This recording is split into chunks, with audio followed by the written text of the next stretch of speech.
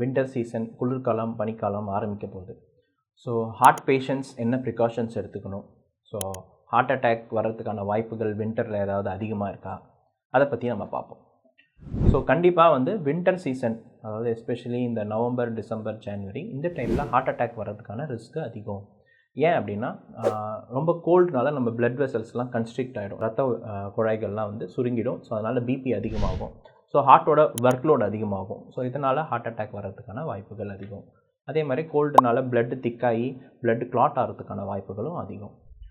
ரெண்டாவது, இந்த சீசனில் நிறைய பண்டிகைகள் வரும். Deepavali, Christmas, new year. So அதனால் மக்கள் நிறைய ஃபேட்டி ஃபுட்டு அந்த மாதிரி சாப்பிடும் போது ஹார்ட் அட்டாக் வர்றதுக்கான வாய்ப்புகள் அதிகம். ஸோ எல்லோரும் கேர்ஃபுல்லாக இருங்க. இந்த வின்டரில் உங்களுக்கு ஹார்ட் ப்ராப்ளம் வராமல் பார்த்துக்கோங்க.